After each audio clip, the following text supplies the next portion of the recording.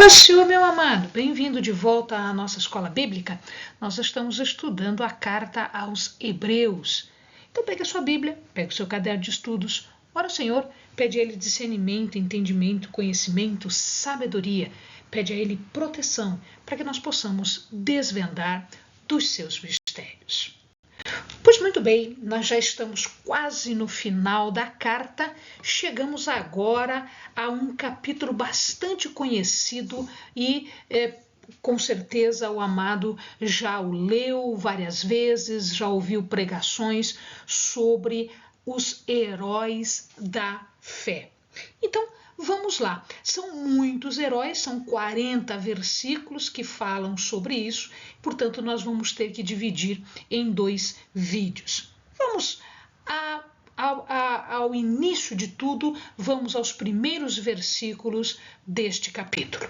Bom, já no início, o autor fala a respeito da eficácia da fé. E ele vai trazendo o assunto fé, o tema fé, no curso de toda a história do povo de Deus.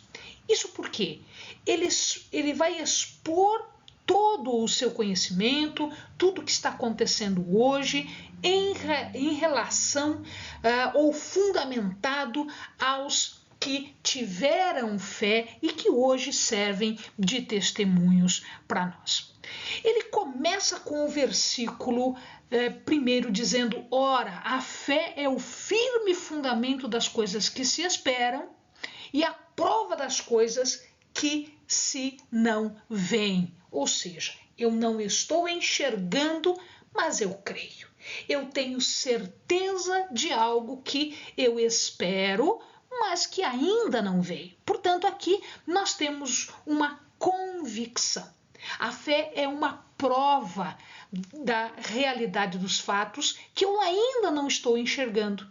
Fé é um ato de compromisso que alguém tem, enquanto a esperança, porque ele fala de fé e de esperança, né? As coisas que se esperam, fé é um compromisso, enquanto que a esperança é um estado de mente, é como eu me coloco, como eu me posiciono diante daquilo. Né? Então, a fé, ela traz à realidade as coisas que nós esperamos. As coisas que nós esperamos, elas vão acontecer. Portanto, aqui nós temos um poder invisível, a causa eficaz no mundo das coisas, no mundo das realizações. Então, desde o início, quando tudo foi criado, do nada, não havia nada, a terra era informe e vazia, ou seja, ela não tinha forma e ela era vazia. E dali o Senhor criou tudo. Se o Senhor consegue criar tudo do nada, que é o único que consegue fazer isso, imagina se ele não vai fazer aquilo que ele prometeu. Imagina se as coisas que ele prometeu não vão acontecer. Então, a fé é que dá realidade. A fé é que põe as coisas em andamento, em acontecimento. E aí, né, pela fé, diz ele no verso 3, que os mundos pela palavra de Deus foram criados, de maneira que aquilo que se vê não foi feito do que é aparente. Não vemos, mas vai acontecer. E ele começa a falar então dos testemunhos, das pessoas que estão aqui como os chamados heróis da fé. Em algum momento da vida deles, a fé foi decisiva. A fé foi que separou o antes, depois, trazendo à realidade aquilo que eles esperavam. O primeiro deles é Abel. E lembrem-se, eram 2 irmãos, Caim e Abel. Abel trouxe das primícias do seu rebanho da gordura. E aqui Deus, a palavra diz que Deus se agradou, aprovou. O que significa dizer isso? Deus aprovou, Deus se agradou porque tem muito mais a ver com a atitude da pessoa, com o testemunho que a pessoa vai receber de Deus. O estilo de vida de Abel é que diferenciava as primícias do seu rebanho, as ofertas que ele trouxe, das ofertas de Caim. As ofertas de Caim não eram ruins. O que era ruim era o seu coração. O que era ruim era a sua atitude. O que era ruim era o seu estilo de vida. Então aqui nós estamos fazendo uma ligação do sacrifício, que era o sacrifício mais aceitável de acordo com o coração. E é por isso que a aceitação se deu através deste testemunho de que ele era justo. A aprovação de Deus é que o fez diferente. A justiça consiste numa atitude que a pessoa toma, e essa é uma atitude correta diante de Deus e que agrada a Deus. O segundo a ser citado foi Enoque. E nós sabemos que a palavra fala para nós que Enoque andou com Deus. Andar com Deus tem um sentido de comunhão, de intimidade. Então, ele tinha comunhão íntima com Deus. Mas para que ele andasse com Deus, para que ele tivesse essa comunhão íntima com Deus, ele precisava ser um homem de fé. E é porque ele andou com Deus e teve essa comunhão íntima com Deus que ele recebeu também testemunho de ter agradado a Deus. Portanto, sem fé é impossível agradar a Deus. Isso é o que está escrito no verso 6. Ora, sem fé é impossível agradar-lhe, porque é necessário que aquele que se aproxima de Deus creia que ele existe e que é galardoador dos que o buscam. Então aqui nós vemos 3 coisas importantes. Nós aprendemos com a fé de Enoque 3 coisas importantes. Primeiro, crer que Deus existe. Muitos não creem. Segundo, que a fé, ou seja, esta confiança, essa crença, deve ser verdadeira. E terceiro, que essa crença nos leve a ter certeza de que ele é galardoador, ele é abençoador dos que o buscam e que o buscam com sinceridade. Depois disso, falamos de Noé. Noé respondeu a uma advertência específica de Deus. Noé, ele vivia entre infiéis, entre pecadores, e portanto ele recebe essa advertência específica de Deus para construir uma arca. E ele tinha tanto temor a Deus que ele imediatamente obedeceu. Ora, este temor, portanto, tinha uma ligação direta com a obediência imediata de Noé. A arca que ele construiu, de acordo com as instruções do Senhor, lhe salvou a vida e salvou a vida da sua família, dando continuidade aos povos todos, né? Porque foram os descendentes de Noé que habitaram, que povoaram toda a terra depois de grande mortandade que foi o dilúvio. A arca era uma evidência da sua fé. Nunca antes havia chovido, eles não sabiam o que era chuva. E de repente, o que é aquela arca? O que é aquele barco enorme? Aliás, o que é um barco? Para quem nunca viu chuva. Então, quando Noé fez exatamente como Deus tinha ordenado, sem nunca ter imaginado nada disso, ele estava mostrando o temor que ele tinha pelo nome do Senhor, a fé que ele nutria diante de Deus. Ora, não não se imagine, não se engane que quando Noé estava construindo a arca, ele não foi zombado. Ele foi sim. Muitos que eram descrentes, que não sabiam o que era, como ele também não sabia, muitos criticaram, zombaram, fizeram chacota de Noé. Mas Noé fez o que ele tinha que fazer. Tanto isto é verdade que o primeiro homem que é descrito como justo no Antigo Testamento foi Noé. Não foi Abrão, não. A gente imagina que tenha sido Abrão. Não.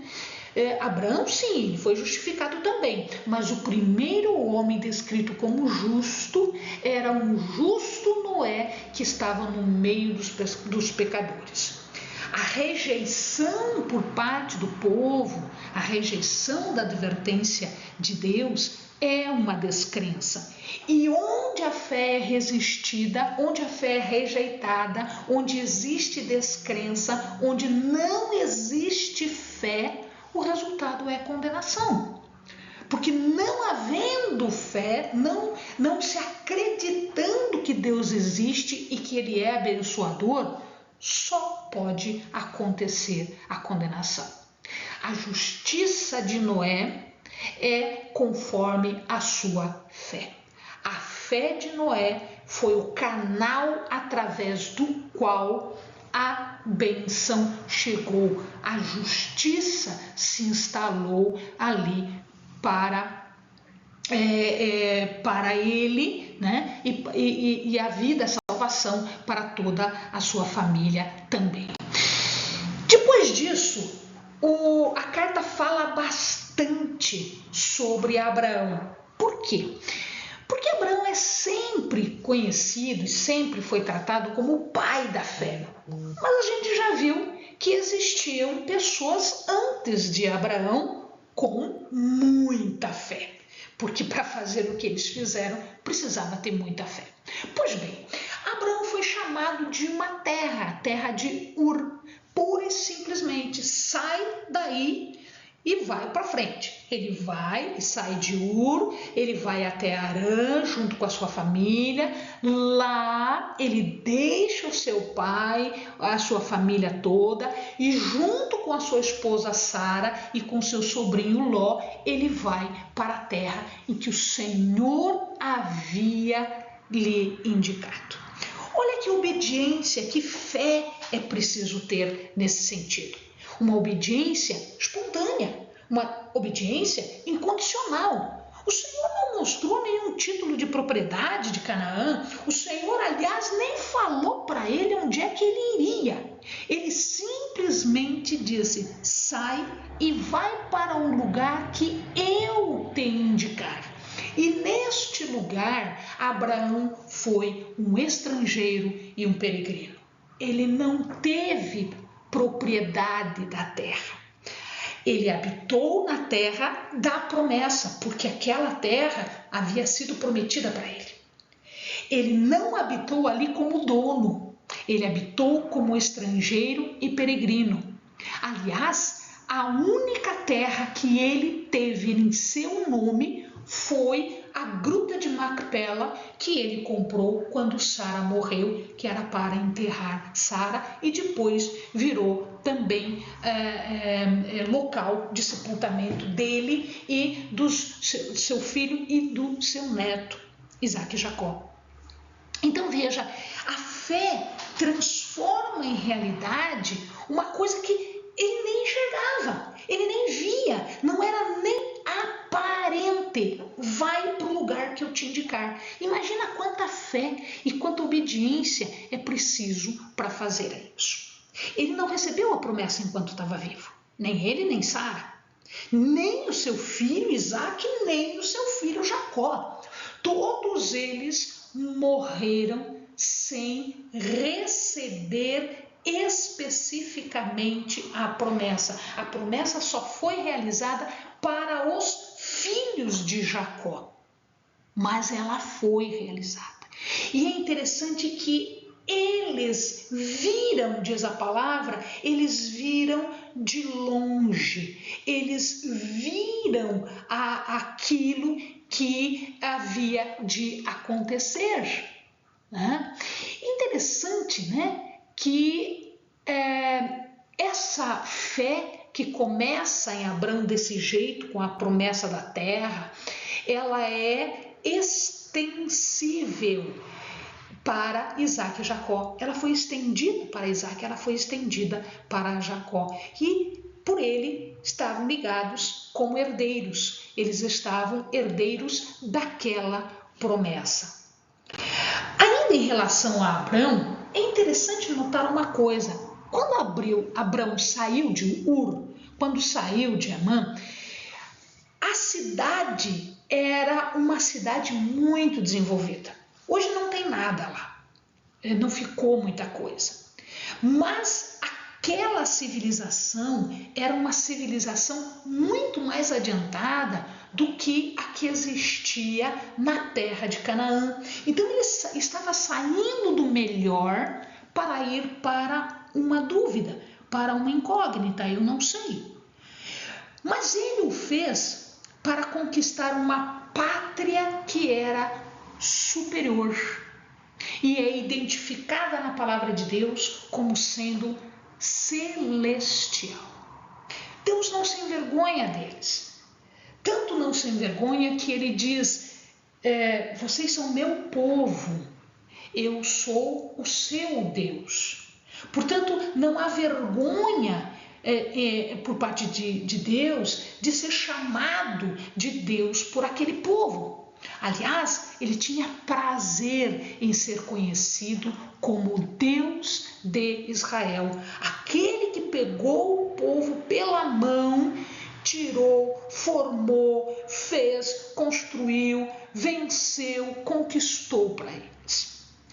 Bom, uma outra situação bastante complicada que Abraão viveu foi o oferecimento de Isaac. Deus pede Isaac para ele.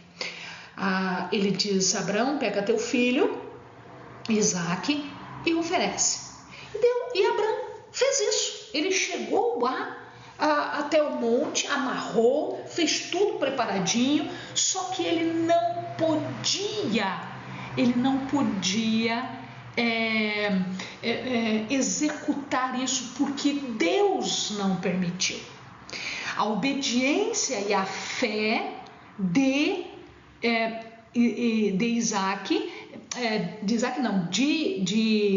Abraão em oferecer Isaac, né, abrindo mão do cumprimento da herança que ele tinha, né, na forma de promessa, foi compensada.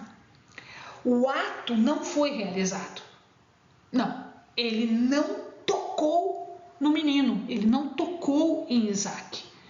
Mas aqui a intenção dele era cumprir a ordenança do Senhor em fé.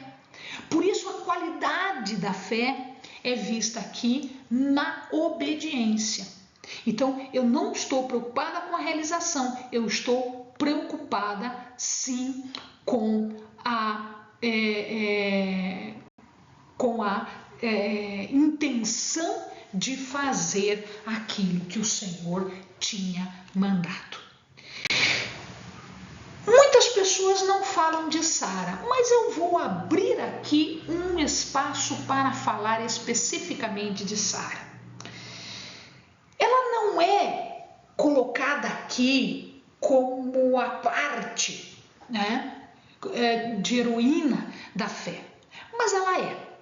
E eu vou explicar por quê. Sara é a mãe do filho da promessa. Ela, por ser mãe do filho da promessa, ela também tinha que chegar à mesma convicção de Abraão. Então a mesma fé, a mesma convicção de Abraão tinha que ser encontrada nela. E Deus encontrou. Tanto encontrou que Abraão teve filhos com outras mulheres. Mas foi o filho dele com Sara o eleito o escolhido para ser o filho da promessa, o herdeiro da promessa. Então, foi por conta de Sara, que estava na mesma convicção, na mesma fé que Abraão, que Deus cumpriria a sua palavra de um herdeiro para Abraão. A convicção de que Deus é fiel é uma pedra fundamental da fé do povo de Deus. E a gente encontra isso em Abraão e encontra isso em Sara também. Ora, veja, devido à sua idade, ela tinha que ter algum poder além dela mesma para conceber, dar à luz uma criança. E foi exatamente isso que aconteceu. Isaac era o único herdeiro das promessas. Ele se constituía na verdadeira provação de fé de Abraão. Ele era a realização disso. Se nós formos ler na palavra, nós vamos ver que Isaac era grandemente abençoado.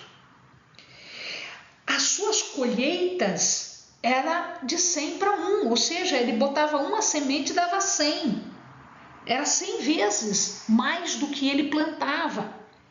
Ele abriu muitos poços, mais poços do que o seu pai Abrão. Ele era uma pessoa absolutamente abençoada. E ele recebeu os galardões dele, as bênçãos de Deus. A promessa dele ser o herdeiro, de Abraão, herdeiro de todas as promessas, é que tornou impossível a conclusão daquele sacrifício. E em momento nenhum ele se negou. E ele foi obediente também nesse sacrifício. Era este o filho que foi ressuscitado, vamos dizer assim, da morte no ventre de Sara, porque o ventre de Sara era estéril. Abrão, amados, foi pai de 8 filhos. Ele não teve só Isaac. Isaac foi o filho que ele teve com Sara. Mas ele teve antes de Isaac Ismael com Agar. E depois que Sara morreu, ele se casa novamente com Quetura. E de Quetura ele tem 6 filhos. Ele tem Zirã, Joxã, Medã, Midian, Isboque e Suá. Portanto, são 8 filhos. O filho da promessa é Isaac, o filho que ele teve com Sara. É por isso que eu coloquei o nome de Sara aqui. Amados, para fechar os patriarcas, Jacó. Jacó não era o primeiro filho. Jacó era o segundo filho dos gêmeos. Esaú foi o primeiro. Mas Esaú abriu mão da promessa. Esaú pura e simplesmente disse: o que me vale uma promessa se eu estou com fome? A bênção dada por Jacó aos filhos, nós vemos isso em todo o Velho Testamento, toda vez que um pai abençoava os filhos, isto era um ato de fé, isto era importante para os hebreus, é importante na cultura deles. E a despeito da idade avançada de Jacó, ele abençoou como um ato de adoração a Deus. Isso era um ato de adoração a Deus. Esaú é descrito aqui como impuro, profano. E Jacó abençoou a cada um dos filhos de José, evidenciando a sua fé. E ele deixa de lado a ordem natural, porque quem deveria ter recebido as bênçãos da promessa era Rúben, que era o primogênito. Mas ele não fez isso. Jacó abençoa José como o filho escolhido para receber a maior bênção. E ele faz, inclusive, conforme o que aconteceu com Isaac, seu pai, que abençoou Jacó e não Esaú, e Jacó não sendo o primogênito, ele faz a mesma coisa. Ele abençoa Efraim, que era o mais jovem, que se tornou uma grande tribo, uma grande nação, antes do filho mais velho, que era Manassés. Interessante que aqui Jacó, ele abençoa segurando o seu bordão, o bordão aqui como um sinal do favor de Deus. José, ele não fica no Egito, ele pede para que os seus ossos sejam tirados do Egito e ele vai ser enterrado na terra de Israel.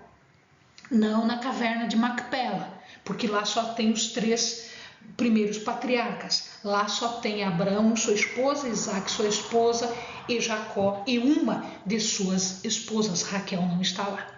Mas quando ele pede para que os seus ossos sejam enterrados lá, ele tem fé suficiente para acreditar que os seus descendentes vão sair do Egito e eles vão assumir, eles vão para uma terra que era uma terra prometida e vão receber esta terra conforme a promessa feita e conforme isso vai acontecer mesmo. Portanto, ele acalenta essa promessa que foi feita a Abraão, que foi feita a Isaac e que foi feita ao seu pai Jacó. Amém, amados? Bons estudos.